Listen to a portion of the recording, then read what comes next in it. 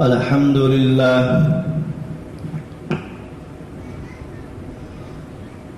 لله نحمده ونستعينه ونستغفر ونؤمن به ونتوكل عليه ونعوذ بالله من شرور أنفسنا ومن سيئات أعمالنا من يهده الله فلا مضل له ومن يضلله فلا هادي له وأشهد أن لا إله إلا الله وحده لا شريك له وأشهد أن محمدا عبده ورسوله أما بعد فإن خير الحديث كتاب الله وخير الهدي هدي محمد صلى الله عليه وسلم وشر الأمور محدثاتها وكل محدثة بدعة وكل بدعة ضلالة وكل ضلالة في النار فأعوذ بالله السميع العليم من الشيطان الرجيم بسم الله الرحمن الرحيم قاف والقرآن المجيد بل عجبوا أن جاءهم منذر منهم فقال الكافرون هذا شيء عجيب أئذا متنا وكنا ترابا ذلك رجل بعيد قد علمنا ما تنقص الأرض منهم وعندنا كتاب حفيظ بل كذبوا بالحق لما جاءهم فهم في أمر مريج أفلم ينظروا إلى السماء فوقهم كيف بنيناها وزيناها وما لها من فروج والأرض مددناها وألقينا فيها رواسي وأنبتنا فيها من كل زوج بهيج تبصرة وذكرى لكل عبد منيب ونزلنا من السماء ماء مباركا فأنبتنا به جنات وحب الحصيد والنخل باسقات لها طلع نضيد رزقا للعباد وأحيينا به بلدة ميتة كذلك الخروج كذبت قبلهم قوم نوح وأصحاب وص وثمود وعاد وفرعون وإخوان لوط وأصحاب الأيكة وقوم تبع كل كذب الرسل فحق وعيد أفعينا بالخلق الأول بل هم في لبس من خلق جديد وقال الله تبارك وتعالى في القرآن المجيد والفرقان الحميد واتقوا فتنة لا تصيبن الذين ظلموا منكم خاصة واعلموا أن الله شديد العقاب وقال النبي صلى الله عليه وسلم من رأى منكم منكرا فليغير بيده وإن لم يستطع فبلسانه وإن لم يستطع فبقلبه وذلك ضعف الإيمان رب اشرح لي صدري ويسر لي أمري واحلل عقدة من لساني يفقهوا قولي رب زدني علما اللهم رب زدني علما آمين. تمام طرح کی تعریفات حمد و ثنا کبریائی و برائی اس احکم الحاکمین کے لیے لائق و سزاوار ہیں جو تنہا تمام دنیا کا خالق مالک رازق حاکم اللہ رب العالمین ہے اور وہی ذات رب السماوات والارض ہے وہی ذات وہو علی کل شیء قدیر کل من علی فان بقا رہنے والی کوئی چیز سے دوا بقا و شرب قدر جلال والاکرام اسی الہ العالمین سے دعا گو ہوں کہ الہ العالمین قیامت کے صبح تک درود و سلام کے بے شمار فل نشاور ہوں بالعموم تمام انبیاء کی رات والسلام پر بالخصوص آخر نبی محمد عربی صلی اللہ علیہ وسلم پر اللہم صلی وسلم وبارک علیہ. حاضرین جمعہ اور بزرگان دین، میرے نوجوان ساتھیوں اور مستقبل کے ہونہار بچوں، پردہ نشین خواتین اسلامی مائیں اور بہنیں، اگر ہم معاشرے پر سرسری نظر دوڑائیں تو ہمیں معلوم ہوتا ہے کہ معاشرہ اور سماج کے اندر بہت زیادہ برائیاں اور خرابیاں موجود ہیں، اور اس معاشرے اور سماج سے برائیوں کو ختم کرنا، لوگوں کو نیکی کی طرف ترغیب دلانا ہم میں سے ہر ایک شخص کی ذمہ داری ہے۔ اگر ہر آدمی اپنے اپنی استطاعت کے مطابق امر بالمعروف اور نہی عن المنکر کا فریضہ انجام دیتا ہے تو معاشرہ اور سماج سے کچھ حد تک برائیاں دور ہو سکتی ہیں، اور اگر یہی چیز اسلامی سطح پر یا ملکی سطح پر استطاعت کے مطابق اگر عمل کرتا ہے، حکمران، پولیس اور دیگر ذمہ دار بھی اس کے اندر شرکت کرتے ہیں، حسب استطاعت اس برائی کو ختم کرنے کی کوشش کرتا ہے، تو ملک سے کافی حد تک یہ برائیاں بالکل ختم ہو جائے گی، اور یہ ملک اور محلہ اور سماج اور معاشرہ بالکل پاک اور صاف ہو جائے گا۔ جب ہم نظر دوڑاتے ہیں کہ ملک، محلے اور سماج کے اندر جو برائیاں پائی جاتی ہیں، اس کے دو اسباب ہیں۔ ایک تو ایمان کی کمزوری، اور پھر چاروں طرف سے برائیاں ہم پر حملہ ہونا طاقت اور قوت کے ساتھ، یہ سب سے اہم پوائنٹ ہے جو محلے اور سماج کے اندر برائیاں پائی جاتی ہیں۔ اور دوسرا یہ کہ ہم نے امر بالمعروف اور نہی عن المنکر کا فریضہ چھوڑ رکھا ہے۔ یہ دو اسباب ہیں جو محلے اور سماج کے اندر برائیاں کافی حد تک پنپ رہی ہیں۔ معروف کا حکم دے، بھلائی کا حکم دے، بھلائی کی ترغیب دے، تو ہمارے اندر بھی بھلائی کرنے کی جذبہ اور شوق پیدا ہوگا، اور اس سے سنتیں زندہ ہوگی۔ منکر اگر ہم اس کو روکتے، برائی سے روکتے ہیں، تو بدعتیں ختم ہوگی۔ لہذا ہر ایک شخص کی ذمہ داری ہے۔ اللہ کے نبی صلی اللہ علیہ وسلم نے فرمایا کلکم راع وکلکم مسئول عن رعیتہ۔ اس جہاد کے حدیث کے تحت ہر شخص کی ذمہ داری ہے کہ وہ محلے اور سماج سے برائیوں کو ختم کرنے کی کوشش کرے۔ اللہ رب العالمین فرما رہا ہے کہ محلے اور سماج کے جو ذمہ دار ہوتے ہیں، یا حکمران ہو یا بادشاہت ہو، ان تمام شخصیت یا پھر ایک جماعت اور ایک گروہ ہو جو اس کام کے لیے خاص جو ہے دعوت و توحید کا کام کرتی ہو، دعوت اللہ کی طرف بلاتی ہے، بھلائی کا حکم دیتی ہے اور برائی سے روکتی ہے۔ وَلْتَكُن مِّنكُمْ أُمَّةٌ يَدْعُونَ إِلَى الْخَيْرِ وَيَأْمُرُونَ بِالْمَعْرُوفِ وَيَنْهَوْنَ عَنِ الْمُنكَرِ وَأُولَٰئِكَ هُمُ الْمُفْلِحُونَ۔ تم میں سے ایک جماعت، ایک گروہ، ایک طبقہ ایسا ہے جو لوگوں کو بھلائی کی طرف بلاتی ہے، برائی سے روکتی ہے، اور یہی کامیابی پانے والے ہیں۔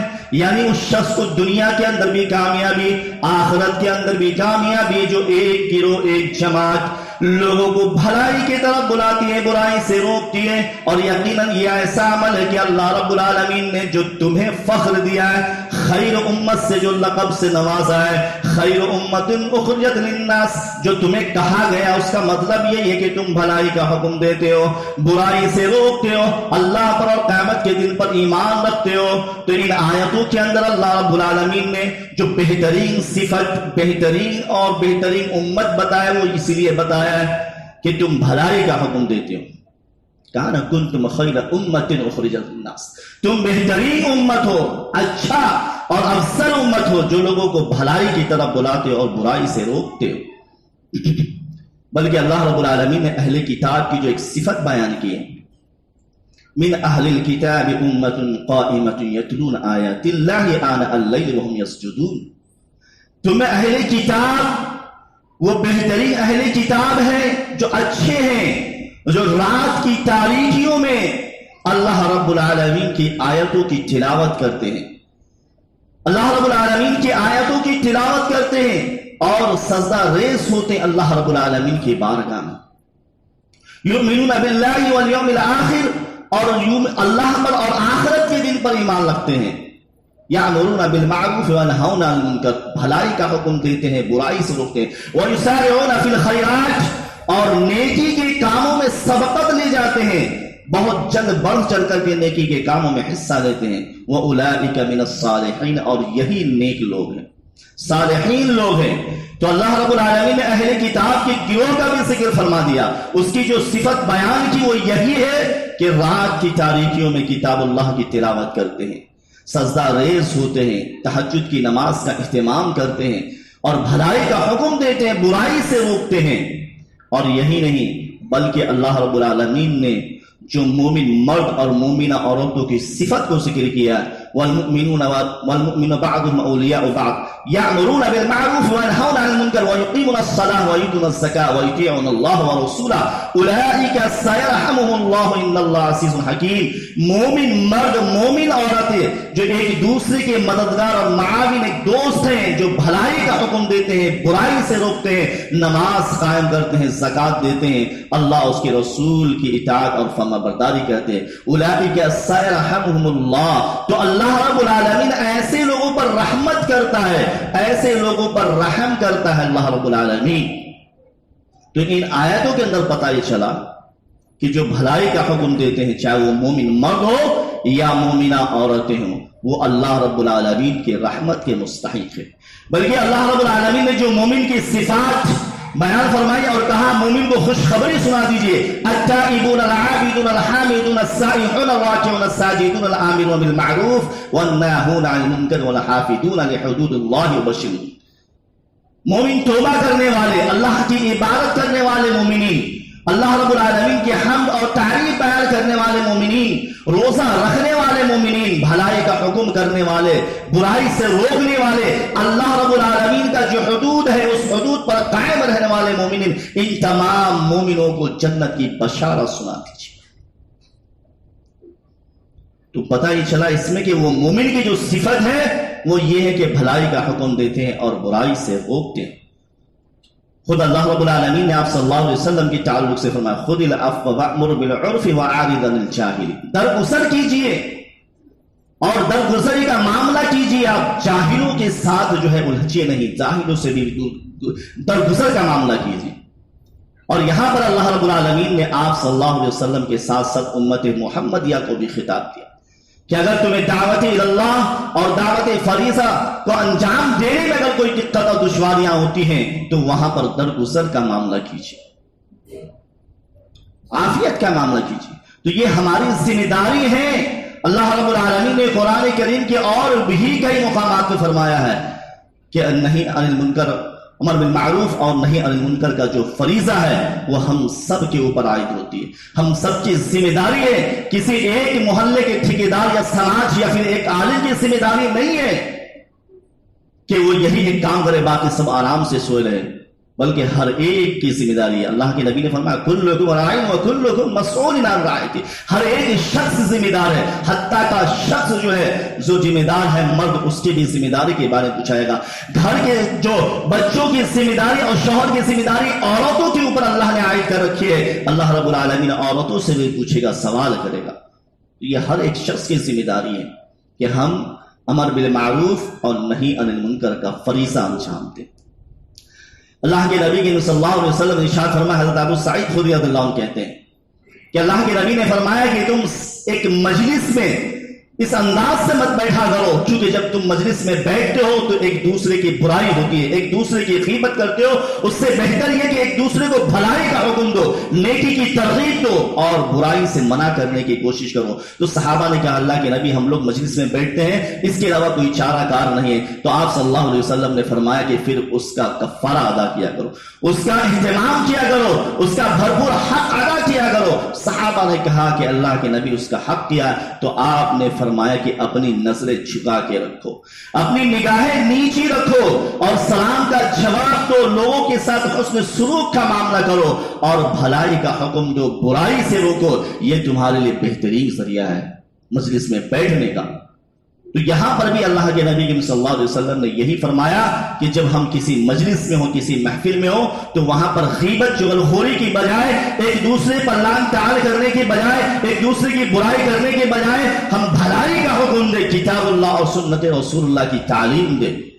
اور یہ چیز ہمارے خاص کر ہماری عورتوں میں پائی جاتی ہے کہ جب 4 عورتیں بیٹھی ہوں تو کوئی کسی شوہر کی برائی کر رہا ہے، تو کوئی کسی پڑوسی کی برائی کر رہی ہے، تو کوئی اپنے سہیلن کی برائی کر رہی ہے، تو کوئی کسی کی چغل خوری کر رہی ہے۔ اللہ کے صلی اللہ علیہ وسلم نے فرمایا اس سے بہتر یہ کہ تم بھلائی کی طرف راغب ہو، بھلائی کا حکم دو، کتاب اللہ اور سنت رسول اللہ کی تعلیم دو۔ ہماری ذمہ داری ہے، اللہ ہم سے سوال کرے گا، پوچھے گا اللہ رب العالمین کہ جب میں نے تمہیں علم دیا تھا اس علم پر تم نے کتنا عمل کیا، تم کیا جواب دیں؟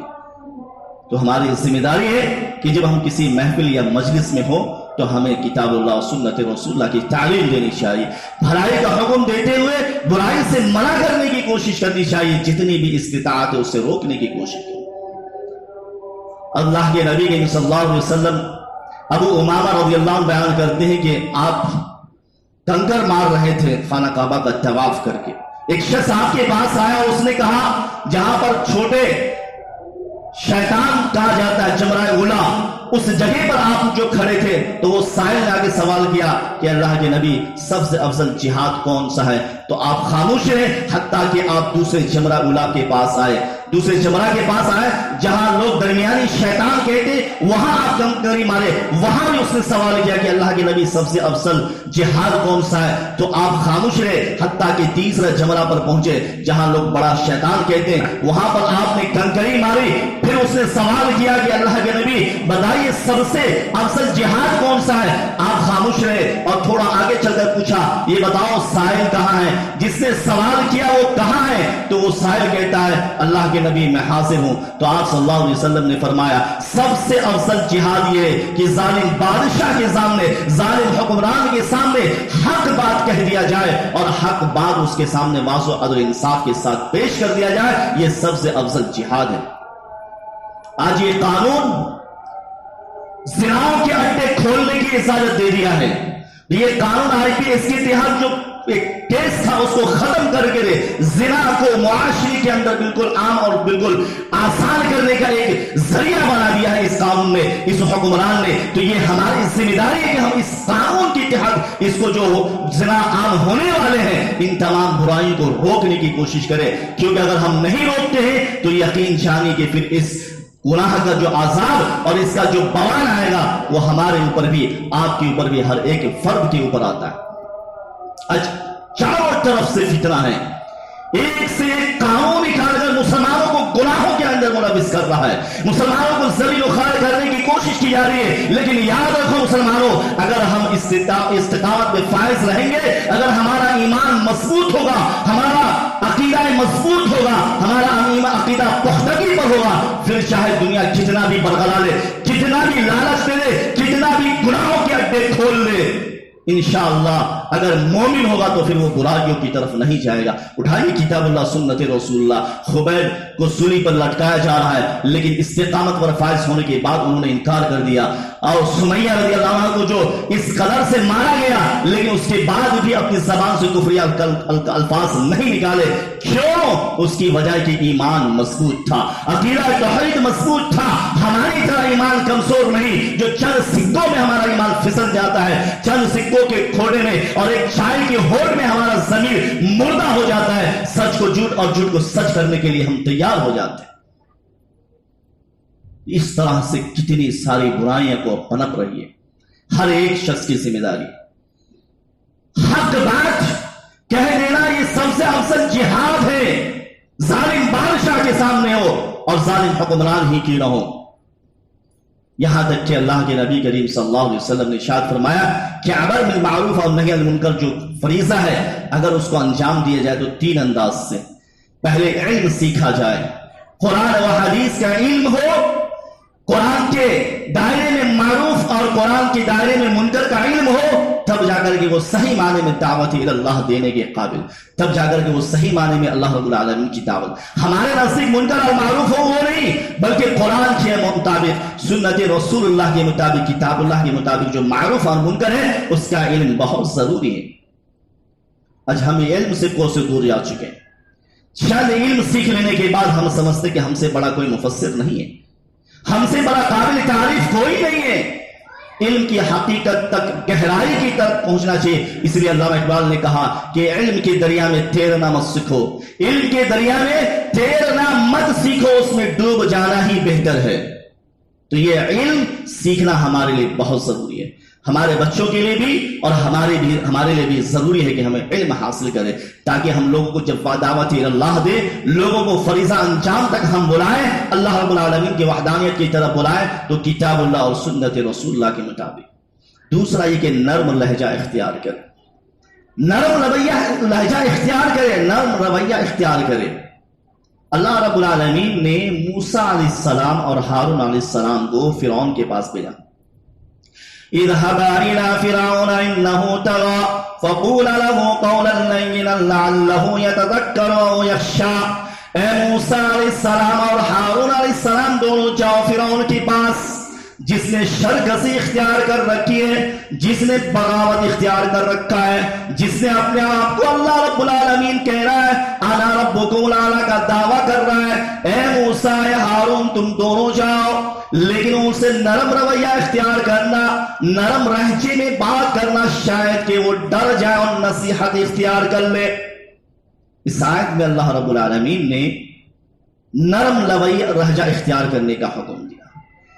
جب فرعون جیسے سرکش اور بعد انسان کے ساتھ یہ حکم دیا ہے تو پھر عام انسانوں کے ساتھ نرم رویہ اختیار کرنی چاہیے۔ خود اللہ کے نبی صلی اللہ علیہ وسلم فرماتے ہیں کہ نرمی جو ہے، آسانی جو ہے وہ میری طرف سے ہے، یعنی آپ صلی اللہ علیہ وسلم کا سنت ہے، آپ صلی اللہ علیہ وسلم کا طریقہ ہے۔ آپ کے اندر نرم لہجے تھے، نرم رویہ اختیار کرتے تھے، حتیٰ کہ اتنا نرم اور لہجہ اختیار کر لو کہ سامنے والے کو یقین ہو جائے کہ وہ واقعی میں آپ کا خیر خواہ ہے، وہ ہمدرد ہے، اتنے نرم لہجے اختیار کرے۔ اور سخت رویہ جو ہوتا ہے وہ ٹوٹ جاتا ہے اور شیطان کی طرف سے ہوتا ہے، لہذا سخت رویہ اختیار کرنے سے بچنا چاہیے۔ اور اس معاملے میں کئی چیزیں آتی ہیں۔ انس بن مالک رضی اللہ عنہ کہتے ہیں اللہ کے نبی صلی اللہ علیہ وسلم اور ہم تمام صحابہ مسجد میں بیٹھے، ایک اعرابی آیا اور اس نے مسجد میں کھڑے ہو کر پیشاب کرنے لگا۔ صحابہ اس کی طرف لگ کے اس کو روکنے کی کوشش کیا، اس کو منع کرنے کی کوشش کی۔ اللہ کے نبی صلی اللہ علیہ وسلم فرماتے ہیں ٹھہر جاؤ، چھوڑ دو اس کو، کاٹو مت۔ جب وہ شخص فارغ ہو گیا آپ نے اس کو بلایا اور کہا کہ یہ مساجد اللہ کا ذکر کرنے کے لیے، اللہ کی عبادت کرنے کے لیے، ذکر و اذکار کرنے کے لیے، نماز پڑھنے کے لیے یہ مساجد ہے، یہ گندگی اور پیشاب بہانے کے لیے مساجد نہیں ہے۔ اللہ کے صلی اللہ علیہ وسلم نے ایک ڈول پانی منگوایا اور اس جگہ پر پانی کو بہا دیا۔ یہ نرم لہجہ تھا۔ معاویہ بن حکم سلمہ کہتے ہیں کہ میں اللہ کے نبی کے صلی اللہ علیہ وسلم کے ساتھ پیچھے نماز پڑھ رہا تھا، ایک شخص کو چھینک آئی تو میں نے یرحمکم اللہ کہا، لوگ مجھے گھور کر دیکھنے لگے، میں نے کہا کہ میری ماں گم پائے، تمہیں کیا ہوا؟ پھر ان لوگوں نے اپنے ہاتھ کو ران پہ مارنا شروع کر دیا۔ میں سمجھ گیا کہ وہ لوگ مجھے چپ کہنا کر رہے ہیں، لہٰذا میں خاموش ہو گیا۔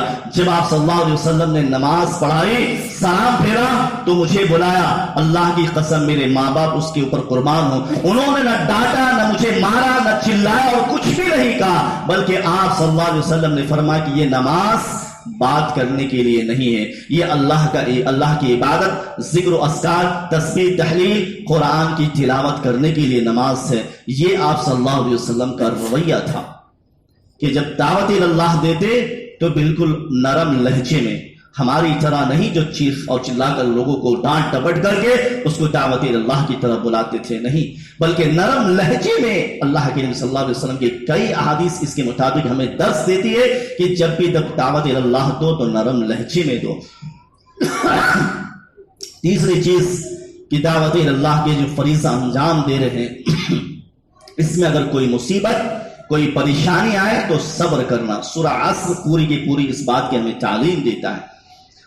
پورا عصر جو ہے پوری کی پوری ہمیں تعلیم دیتا ہے کہ تمام انسان خسارے میں، نقصان میں، سوائے اس کی جس نے ایمان لایا عمل صالح کی اور حق کی جو تلقین کرتے ہیں، اور اس میں اگر کوئی مصیبت آتی ہے تو وہ صبر کرتے ہیں۔ لقمان علیہ السلام نے اپنے بیٹے کو کہا تھا یا بنی اقیم الصلاۃ وامر بالمعروف وانہی عن المنکر واصبر علی ما اصابک ان ذلک من عزم الامور، اے میرے پیارے بیٹے نماز قائم کرنا اور نیکی کا حکم دینا، برائی سے روکنا، اور ان درمیان میں تمہیں کوئی تکلیف آئے، کوئی مصیبت آئے، کوئی پریشانی آئے، یا کوئی برے القاب سے پکار رہا ہے تو صبر کرنا۔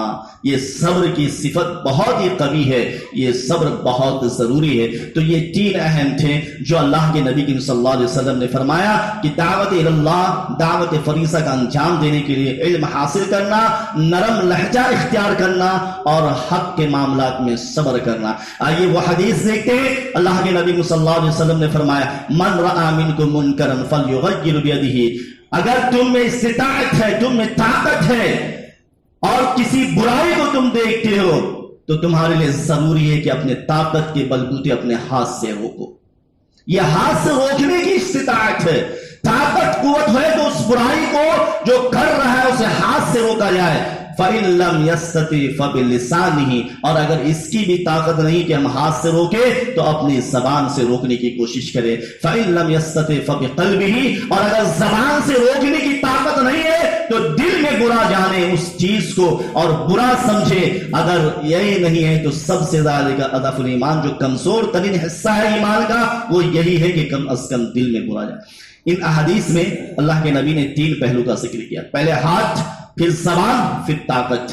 اب رہی سوال کہ ہم ہاتھ سے روکیں گے، بہت سے لوگ کہیں گے ہاتھ سے روکنے کی طاقت تو مجھ میں نہیں ہے۔ طاقت ہے، ہاتھ سے روکنے کی طاقت۔ اللہ کے نبی صلی اللہ علیہ وسلم نے بھی روکا، اور ابراہیم علیہ السلام بھی روکا، موسیٰ علیہ السلام نے بھی روکا، اور ہمارے اندر بھی وہ طاقت ہے کہ ہم اپنے ہاتھ سے روکیں اس برائی کو۔ آئیے دیکھتے ہیں ابراہیم علیہ السلام، قالوا تاللہ لأکیدن اصنامکم بعد ان تولوا مدبرین۔ ابراہیم علیہ السلام نے اپنے قوم سے کہا میرے قوم کے لوگوں اگر تم لوگ چلے جاتے ہو تو ہم تمہارے بتوں کے ساتھ وہ کریں گے جو تمہیں دیکھنے کے بعد بہت افسوس آئے گا۔ وتاللہ لأکیدن اصنامکم بعد ان تولوا مدبرین۔ اور جب وہ قوم کے لوگ چلے گئے، ابراہیم علیہ السلام نے اس ہاتھ سے اپنے کلہاڑی کو اٹھایا اور پورے بتوں کو توڑ دیا، اور بڑے بتوں میں کلہاڑی کو ٹانگ دیا، اور جب وہ لوگ آئے تو دیکھے کہ اپنے ہاتھ سے ابراہیم علیہ السلام نے پورے بتوں کو توڑ دیا۔ طاقت اور قوت تھی ہاتھ سے توڑنے کی۔ موسیٰ علیہ السلام نے اپنے سامری قوموں سے کہا کہ میرے قوم کے لوگ جن کی تم عبادت کر رہے ہو، جن بتوں کی تم پوجا کر رہے ہو، میں اس کو جلا دوں گا،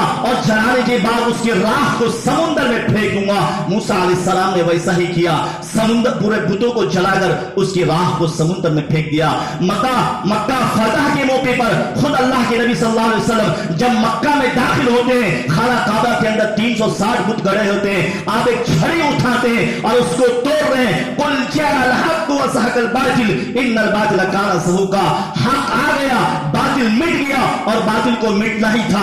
آپ اپنے ہاتھ کے بل، اپنے طاقت سے، اپنے ہاتھ سے اس کو برائیوں کو توڑ رہے ہیں اور ختم کر رہے ہیں۔ یہ تو آپ صلی اللہ علیہ وسلم کا بھی معاملہ تھا، نبیوں کا معاملہ تھا کہ ہاتھ سے اس برائی کو روکنے کی طاقت تھی، آپ نے اس برائی کو روکا۔ اما عائشہ فرماتی ہے کہ اللہ کے نبی کریم صلی اللہ علیہ وسلم جب آپ گھر میں تشریف لاتے اور کوئی ایسی تھی جس کے اندر تصویر ہوتی تھی، آپ اس کو اٹھاتے اور اس کو توڑ دیتے، اس کو پھاڑ دیتے۔ خود اما عائشہ فرماتی ہیں کہ آپ صلی اللہ علیہ وسلم کسی سفر پہ تھے، میں نے ایک دیوار پر ایسا کپڑا ٹانگ رکھا تھا جس میں تصویریں لٹکی تھی، تو آپ نے دیکھا اور اس کو پھاڑ دیا اور کہا کل قیامت کے دن اللہ رب العالمین اس شخص کے اوپر نہ سے رحمت نہیں کرے گا جس کے تصویر کے ساتھ، جس تصویر سے متشابہت اختیار کر کے اس کو کھڑے میں رکھا ہوا۔ تو یہ آپ صلی اللہ علیہ وسلم کے اندر اتنی طاقت تھی کہ آپ اپنے ہاتھ سے روکتے تھے۔ ایک صحابی اللہ کے صلی اللہ علیہ وسلم کے بارگاہ میں حاضر ہے، ان کے ہاتھ میں سونے کی انگوٹھی ہے، آپ نے اس کا ہاتھ پکڑا، سونے کی انگوٹھی نکالا اور زمین پر پھینک دیا۔ آپ چلے گئے، صحابہ آئے، کہا کہ میرے ساتھی اس کو اٹھا لو، اپنے گھر کی عورتوں کو دے دینا، اپنے گھر کی عورتوں کو زینت کے لیے دے دینا۔ وہ صحابی کہتے کہ اللہ کے نبی نے جس چیز کو ہاتھ سے نکال کر پھینک دیا ہے میں اس کو اٹھانے کے قابل نہیں کہ میں اس کو اٹھا کر اپنے گھروں میں لے جاؤں۔ نوجوانوں، بزرگان دینوں، پیارے مائیں اور بہنیں، ہمارے اندر بھی یہ طاقت ہے کہ ہم اپنے گھر کے اندر اگر میری ماں، بہن، بیٹی بغیر پردے کے سڑک کے باہر گھومتی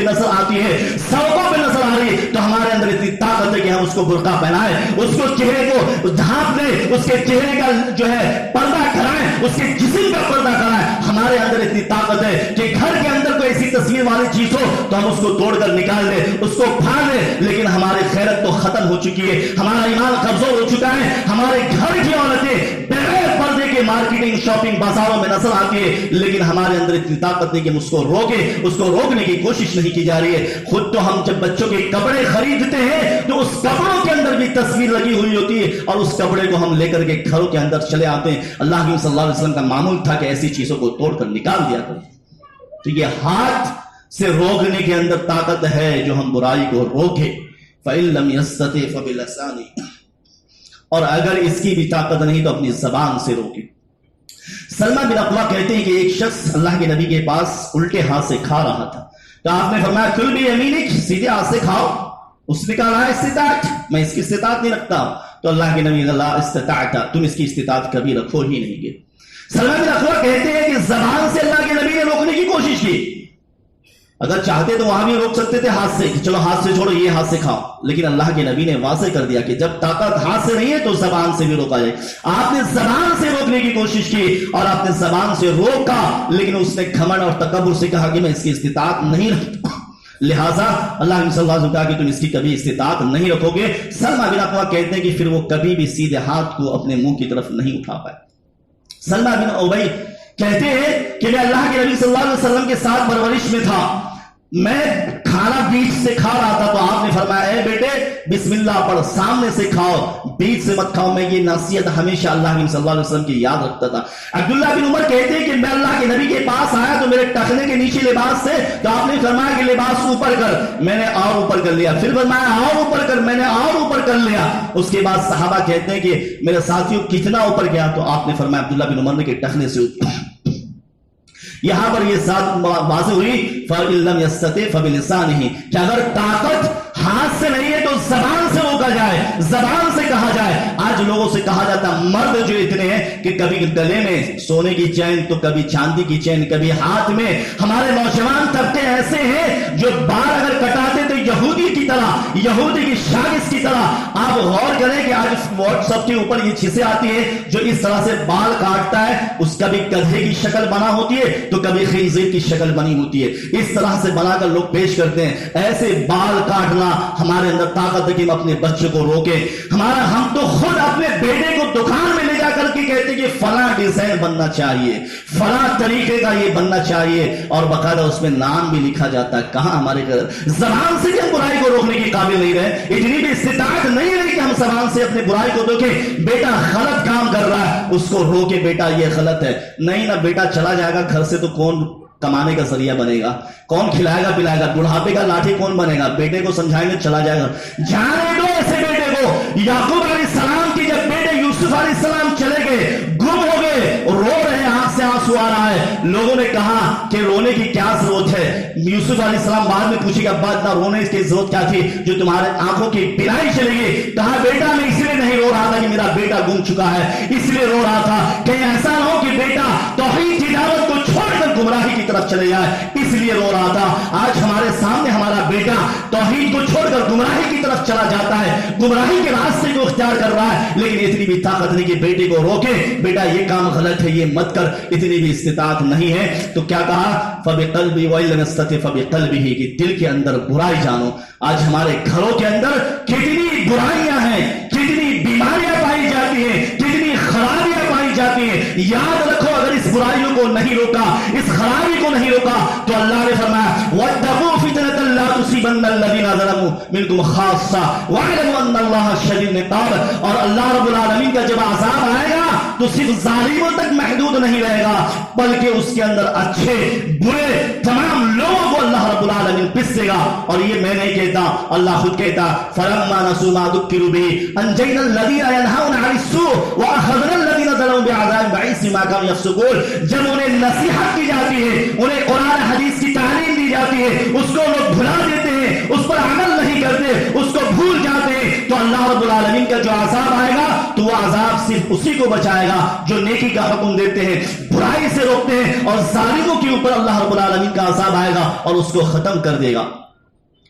اسی لیے اللہ کے نبی نے فرمایا کہ وہ وقت آئے کہ جب تمہاری دعائیں قبول نہیں کی جائے، اس سے پہلے کہ نیکی کا کام کر لو، برائی سے رک جاؤ، کیونکہ جب وہ برائی کو نہیں روکو گے، دیکھنے کے بعد بھی برائی نہیں چھوڑو گے، تو اللہ رب العالمین کے بارگاہ میں دعا کرو گے، تمہاری دعائیں قبول نہیں کی جائے گی۔ وہ وقت آنے سے پہلے جب تم اللہ کے بارگاہ میں ہاتھ پھیلاؤ، اللہ رب العالمین کو گر گراؤ، اللہ کو پکارو، اللہ تمہاری پکار کو ریجیکٹ کر دے، تمہاری پکار کو سنے نہیں، تمہاری پکار پر لبیک نہیں کہے اور تم کو چھوڑ دے۔ اس لیے ضروری اس بات یہ ہے کہ ہم اپنے محلے اور سماج کے اندر، سب سے پہلے گھروں کے اندر، اس سے پہلے ہم اپنے اندر سے برائی کو نکالیں، ہمارے اندر جو غلاظت، جو گندگی بھری ہوئی ہے، ہم اس کو نکالیں۔ اگر ہم نہیں نکالتے ہیں اور ہم بات و نصیحت کی باتیں کہتے ہیں، تو اللہ کے نبی صلی اللہ علیہ وسلم نے ارشاد فرمایا کل قیامت کے دن ایک شخص کو جہنم میں داخل کر دیا جائے گا، اور جب جہنم سے اس کو نکالیں گے تو اس کی یہ عطریاں